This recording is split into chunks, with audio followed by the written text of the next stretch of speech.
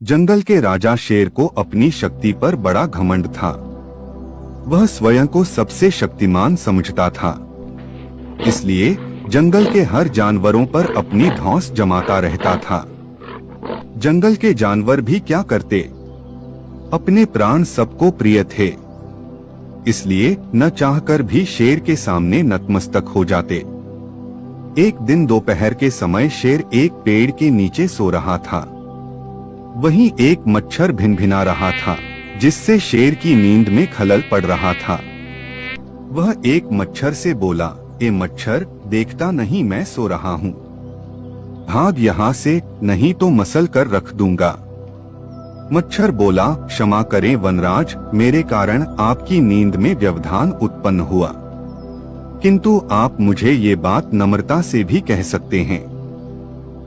आखिर मैं भी इस धरती का जीव हूँ। अच्छा, तो तू छोटा सा मच्छर मुझसे जुबान लड़ाएगा? और क्या गलत कहा मैंने? तुम मच्छर हो ही ऐसे कि कोई भी तुम्हें यूं मसल दे। मैं तो ये बार बार कहूंगा, क्या बिगाड़ लोगे तुम मेरा? मच्छर को शेर की बात और व्यवहार बहुत बुरा लगा।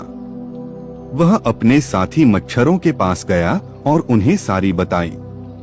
सभी मच्छरों को शेर की बात चुभ गई।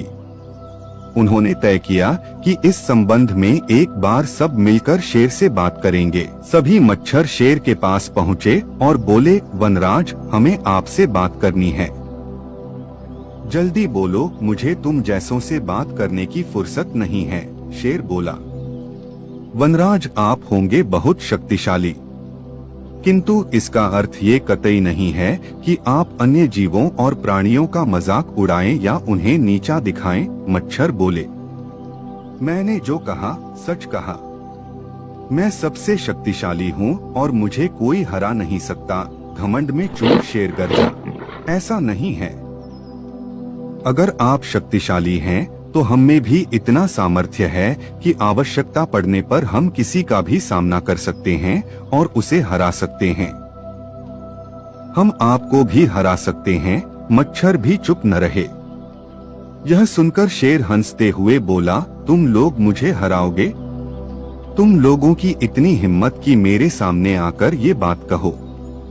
मेरी शक्ति का अंदाजा नहीं है तुम्हें, अन्यथा ऐसा कभी नहीं कहते। अभी भी समय है, भाग जाओ यहाँ से, नहीं तो कोई नहीं बचेगा। शेर के घमंड ने मच्छरों को क्रुद्ध कर दिया। उन्होंने ठान लिया कि इस शेर को मजा चखा कर ही रहेंगे। वे सारे एकजुट हुए और शेर पर टूट पड़े। वे जगह जगह उसे काटने लगे। वह दर्द से कराह उठा। इतने सारे मच्छरों का सामना करना उसके बस के बाहर हो गया। वह दर्द से चीखता हुआ वहां से भागा, लेकिन मच्छरों ने उसका पीछा नहीं छोड़ा। वह जहां भी जाता, वे भी उसके पीछे जाते और उसे काटते। आखिरकार शेर को झुकना पड़ा। उसने हार मान ली। वह मच्छरों के सामने गिपड़ गिड़ाने लगा, मुझे बख्श दो, मुझसे गलती हो गई, जो मैंने तुम्हें तुच्छ समझकर तुम्हारा मजाक उड़ाया और तुमसे बुरा व्यवहार किया।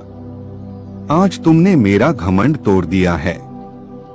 अब मैं कभी किसी को नीचा नहीं दिखाऊंगा। मच्छरों ने शेर को सबक सिखा दिया था, इसलिए उन्होंने उसे काटना बंद कर दिया। वे बोले, घमंडी का घमंड कभी न कभी अवश्य टूटता है।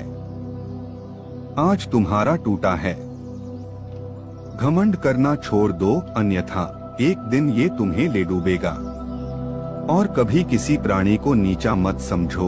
हर किसी का अपना सामर्थ्य और शक्ति होती है। शेर तौबा करते हुए वहां से भाग गया। शिक्षा घमंडी का सिर नीचा।